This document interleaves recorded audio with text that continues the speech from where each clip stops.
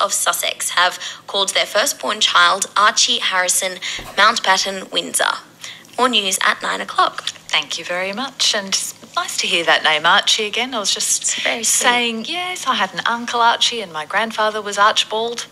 Archibald Rowland. There you go. Ooh, that's a stern name. but he was known as Archie too, so there you are. It's all coming back into fashion. Thanks very much to you, Rachel McGee. It's 25 to 9 now on ABC Capricornia. And you're having breakfast with me, Jackie, this morning. Good to be with you on this Thursday morning. Now, during the election campaign so far, you've heard a lot from the major parties and their candidates. But one thing that does seem to be coming across this election is maybe a bit of a dissatisfaction with the political parties. So does that bode well for those who are running as independents? Perhaps so. Joining me in the studio now is Duncan Scott, who's running for the seat of Flynn as an independent. And on the phone are Murray Peterson, also running for Flynn as an independent, and Ken Murray for Capricornia as an independent. Good morning to you, gentlemen. Good morning. Good morning, Jackie. Morning, listeners. And of course, we'll find out from each of you. First up, we'll start with Duncan here in the studio. What made you throw your hat in the ring? Stood every time for Flynn so far. The main reason I first stood was when amalgamation happened, and 90% of the population didn't want amalgamation, and they still went ahead with it anyway. And let's go to you, Murray. What about you? Well, I'm standing because I guess, like many people like Duncan, is frustrated with political parties. Political parties tend to have a top-down control approach to their candidates. Really, the candidates are supposed to be representing Flynn or representing their electorate, not political parties, and we see the political parties controlling their candidates more and more. And Ken?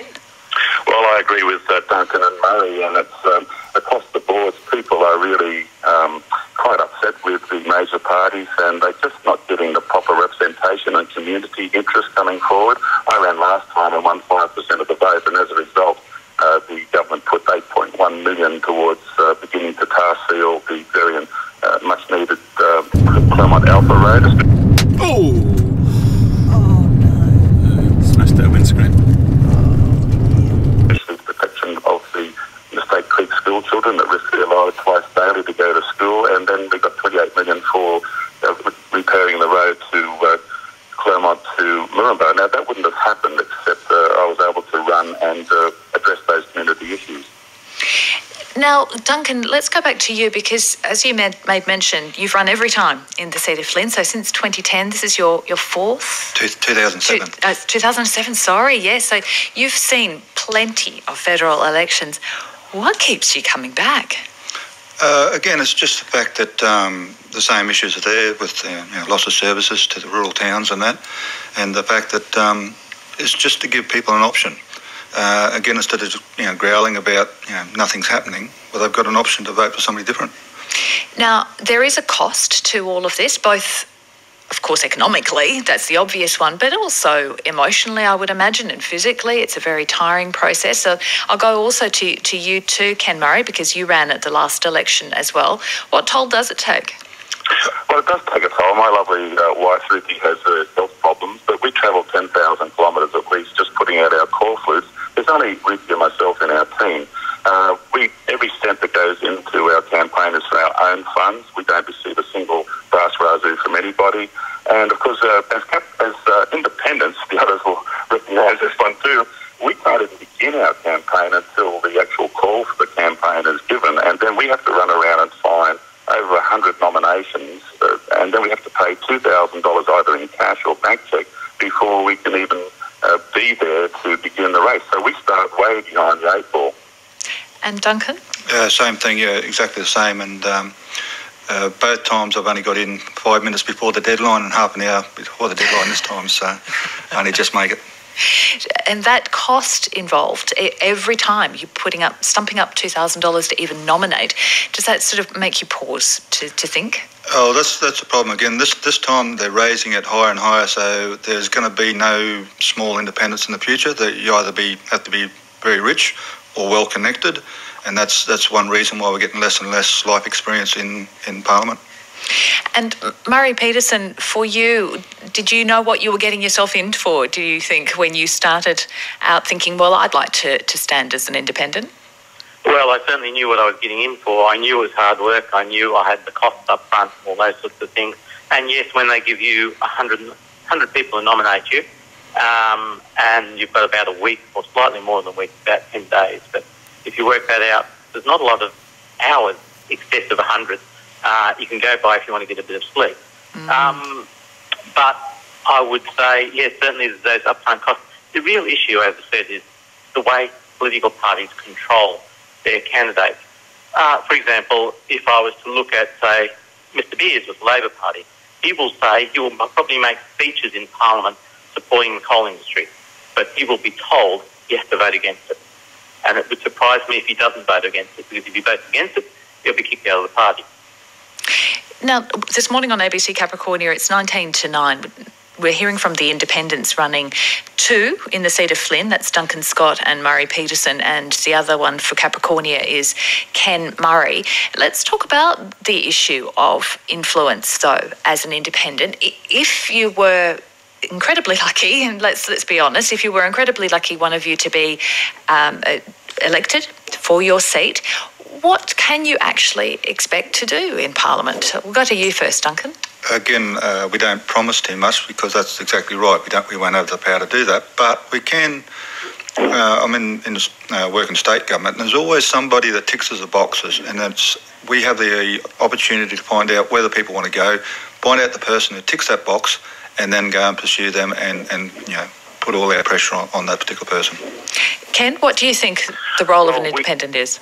Well, Jackie, we know at grassroots what our constituents really want done, and we're not bound by party speak or mob speak or any other kind of speak. So we can properly research and get the facts. I always believe that there's 3 sides to a coin, not just 2. There's the tail side, and then there's the head side, and then there's the milling around the edge.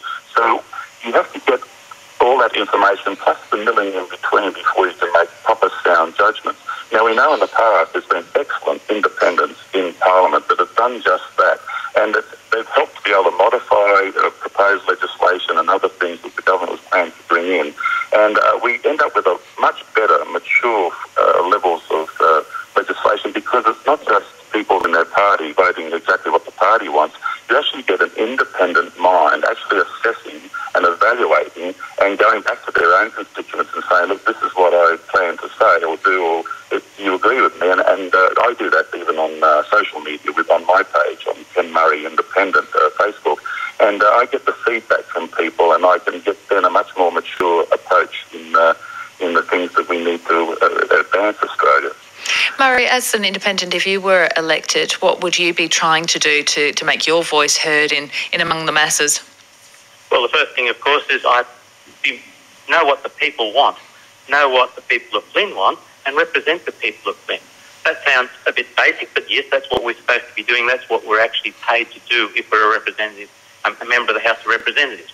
Now, the sort of things that happen, there are times when independents have a hard time when there's a majority government with a large majority. They steamroll through everything. But there are also other times when the balance of power might go to independents. Liz Cunningham has been in that situation. Liz Cunningham is actually my first nominator on the list. And there's times when you can make a very good influence. In fact, as I said, the legislation can be reviewed properly. It can be debated properly. It's not ignored. It's not passed at 4 a.m. in the morning or something when nobody's listening or looking or something like that. If they've got to do that sort of stuff, what they got the legislation up for, unless it's bad. We really need to make sure everything is in the interest of the people. Look, we're representing the electorate of Flynn. There's 150 other electorates or 149 other electorates which will all have an opinion, and most of those will be represented by a major party. But that doesn't mean we can't put our say in and have our influence. And even if I'm not elected, like has been mentioned, I represent a number of people in the electorate of Flynn, and the sitting member will recognise that, and I'll have some leverage to be an influence. Now, I know that while you may be not necessarily wanting to publicise this in a huge extent, I have to ask, are any of you preferencing any of the other candidates in this election? Duncan, are you preferencing anyone? No, I've never had any preferences in all the elections. Everybody should make up their own mind, and only they know what their issues are, and they should number accordingly. And to you, Ken?